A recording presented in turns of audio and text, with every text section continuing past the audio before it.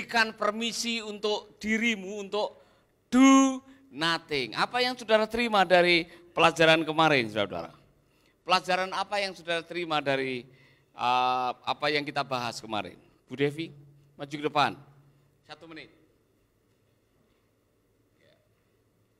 Setelah ini tunjuk satu juga 1 menit. Satu hal yang saya terima adalah seringkali kita itu perempuan itu sering merasa bersalah kalau tidak melakukan apapun. Seakan-akan kalau kita istirahat itu kita punya perasaan bersalah. Tapi ketika saya mendapatkan kemarin bahwa tidak masalah, ada kalanya kita harus do nothing, tidak melakukan apapun, sedikit mengistimewakan diri kita sendiri.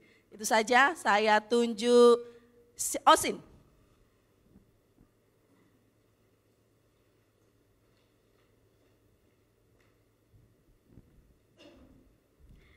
Ya, satu hal yang saya dapatkan dari khotbah Pak Paulus kemarin tentang do nothing adalah tidak apa-apa jika kita mengatakan tidak. Kadang itu kita terlalu mengedepankan perasaan orang lain, sedangkan perasaan kita sendiri kita tidak pikirkan. Jadi belajarlah untuk mengatakan tidak pada hal yang tidak sesuai dengan nilai atau komitmen kita. Katakan tidak pada politik dinasti, bilang.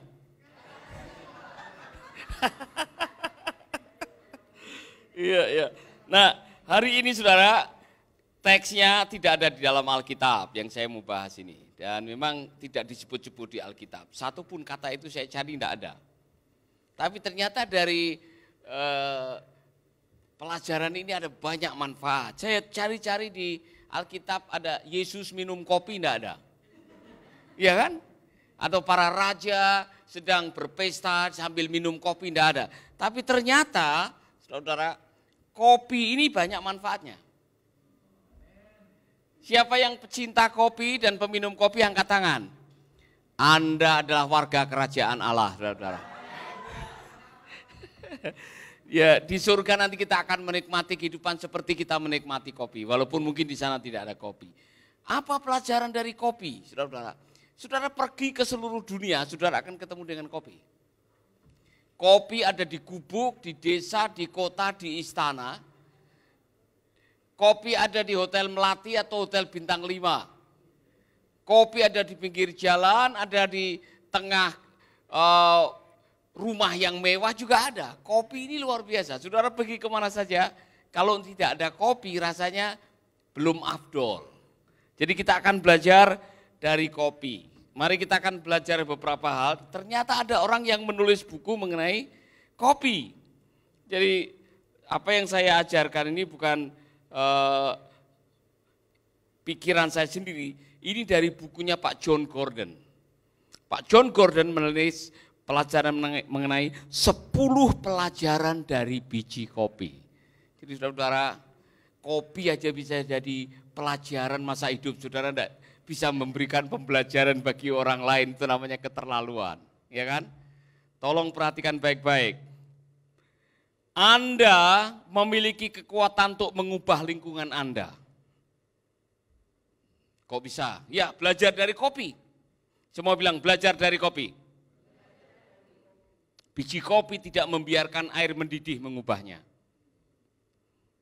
Sebaliknya, ia mengubah air menjadi sesuatu yang enak.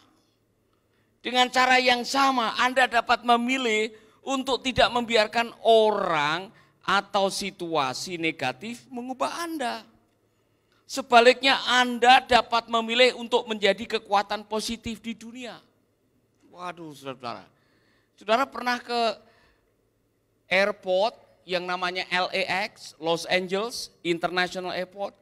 Itu kopi 75.000. Satu cangkir kopi 75.000. Tidak pakai gula itu, saudara.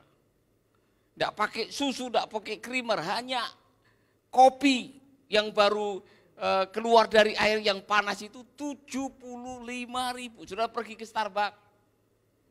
Sekarang ada Starbucks ini di Living World. Satu kopi, satu cangkir cappuccino itu bisa 50.000. Nah saudara, sebetulnya yang membuat kopi itu enak apa? Karena kopi mengubah rasa air putih. Air putih yang mendidih itu diubah oleh kopi, bukan air yang mengubah kopi. Kopi yang mengubah air sehingga air itu jadi mahal. Iya kan? Coba renungkan baik-baik. Itu kalau hanya air putih mendidih tanpa kopi, mungkin harganya hanya 2.000. Tapi ketika ada kopi di situ, waduh luar biasa. Apalagi kopi luwak. Saudara pernah minum kopi luwak? 125.000, ada yang 150.000. 1 kilo kopi luwak itu 2 juta. Itu tai luwak itu mahalnya bukan main, saudara-saudara. Makanya saudara-saudara kalau mau mahal, telan itu kopi. Besok waktu keluar saudara jemur. Kopi Roni namanya jadinya. Bukan kopi luwak, kopi Roni itu lebih mahal. Jadi saudara-saudara ingat baik-baik ya, pelajaran yang pertama dari kopi apa tadi? Anda memiliki kekuatan untuk mengubah lingkungan Anda. Wow. Air putih yang tidak ada harganya barangkali hanya 1 gelas 1.000, ketika di dalamnya ada kopi, kopi membuat air jadi mahal. Ini pelajaran pertama dari kopi. Jadi saudara-saudara, Anda dapat memilih untuk menjadi kekuatan positif di dunia ini. Ini pelajarannya. Anda bisa memilih mau mewarnai dunia ini sehingga hidupmu lebih berharga, atau mau mewarnai dunia sehingga hidupmu justru tidak berharga. Terserah pilihan Anda. Saya berharap Anda menjadi orang-orang yang kemanapun engkau pergi, engkau mewarnai positif. Engkau membuat dunia di sekitarmu lebih berharga. Engkau membuat hidupmu sendiri lebih berharga karena pengaruh daripada dirimu sendiri. Amin. Saudara-saudara pernah minum kopi dan waktu lihat harganya saudara geleng-geleng kepala? Pernah ya? Di mana Bu? Ya? Di Starbucks, mahal kan? 50.000 kopi begitu. Itu kalau di kampung saya dapat 2 kilo. Pelajaran kedua, kopi mengajarkan kepada kita mengenai sikap itu menular. Seperti halnya aroma kopi yang memenuhi ruangan, sikap Anda pun bisa menular ke orang-orang di sekitar Anda. Jika Anda bersikap positif dan optimis, orang lain juga akan cenderung bersikap positif. Tengok teman saudara dan katakan bersikaplah positif. 1, 2, 3. Sikapmu itu menular. Sikapmu itu menular. Saudara-saudara, saya pernah dengan Ibu Paulus meresmikan sekolah pelayanan di Ailiu. Jadi dari Dili mungkin 1,5 atau 2 jam naik ke bukit ke atas, saudara-saudara. Dan kami tinggal di rumah pastori. Pada waktu Bapak atau Ibu Gembala memasak kopi atau mungkin membuat kopi, aromanya itu, kalau saudara tahu kopi Ailiu, itu aromanya sedap sekali, harum sekali, dan bisa misalkan saudara masak di dapur sana, di sini itu baunya harum sekali saudara-saudara. Makanya saya masih penasaran, itu kopi Ailiu itu ditanam di mana dia? Di tanah atau di awan-awan? Karena baunya beda dengan kopi-kopi yang lain. Kalau saudara pernah merasakan aroma kopi Ailiu Timor Leste, saudara akan yang lain-lain tidak ada bandingnya. Maksudnya tidak ada setaranya dengan kopi Ailiu, karena memang bagus sekali. Harum sekali saudara, kopi Ailiu. Ya. Jadi apa yang mau diajarkan oleh John Gordon? Kemanapun saudara pergi, berikanlah aroma positif. Amin. Hidup ini sekali saudara-saudara, jangan sampai Anda meninggalkan jejak yang tidak baik.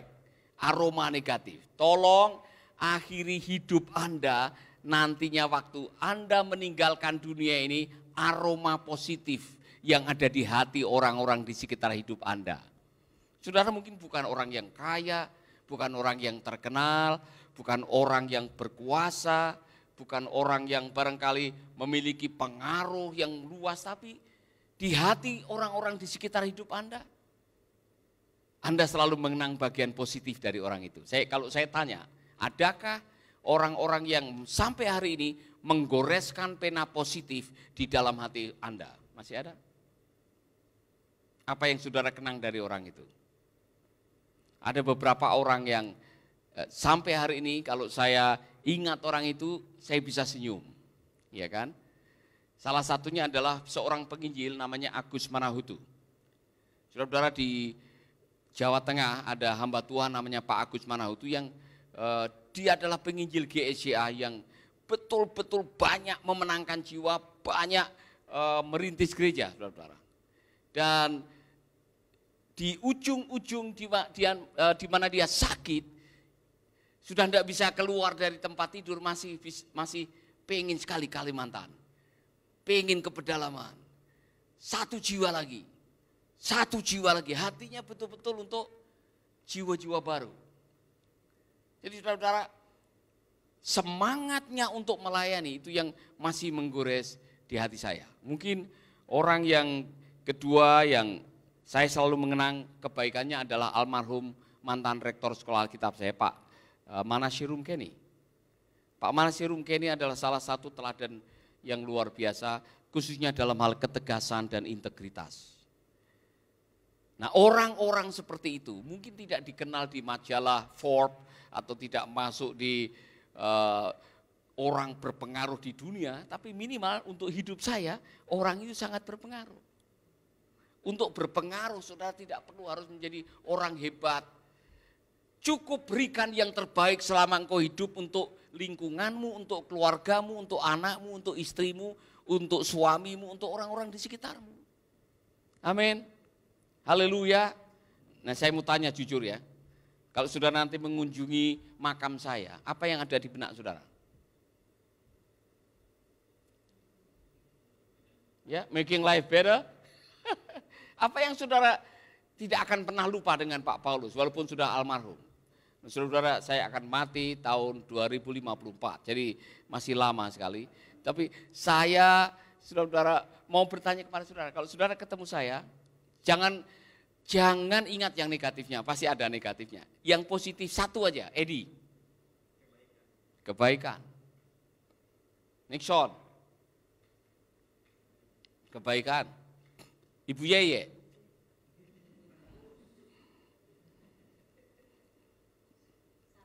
Sabar. Ya. Elias. Ganteng. Waduh, Elias luar biasa, nanti saya ajak makan. Nanti saya ajak makan gudeg kamu ya kadang-kadang. Jadi intinya saudara, hidup sekali. Di mana engkau ada, hendaklah engkau meninggalkan jejak kebaikan. Sehingga orang di sekitar kehidupan Anda ketika mengenang hidup Anda akan tersenyum dan mengatakan, saya tidak pernah melupakan dia. Kebaikannya sudah menggores kebaikan di hati saya. Amin. Belajar dari kopi. Yang ketiga, kebaikan kecil bisa membuat perbedaan besar. 1, 2, 3. Sama seperti sebutir biji kopi yang bisa memberi rasa pada sepoci kopi. Satu tindakan kebaikan bisa membuat perbedaan besar dalam keseharian seseorang. Saya jadi ingat Mother Teresa waktu ada di Kalkuta.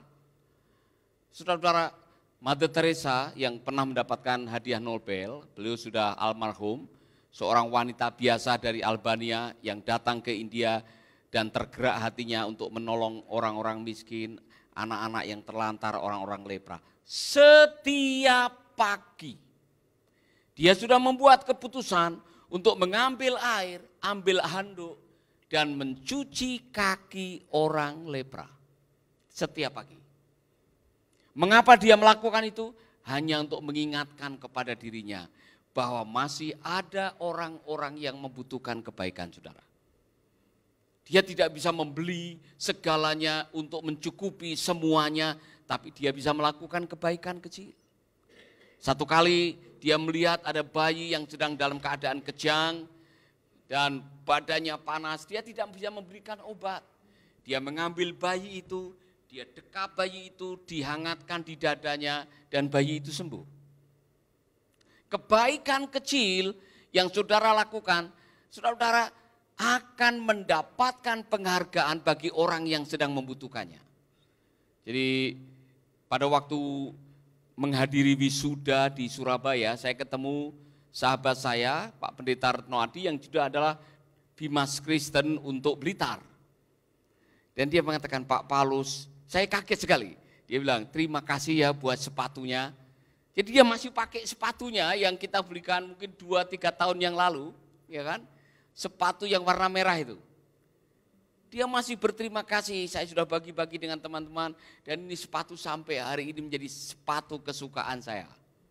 Kebaikan kecil yang mungkin harga sepatu tidak seberapa, tapi bagi orang yang menerima dan sedang membutuhkannya, kebaikan kecil itu akan dikenang sepanjang masa. Tengok teman saudara, hari ini lakukanlah kebaikan kecil.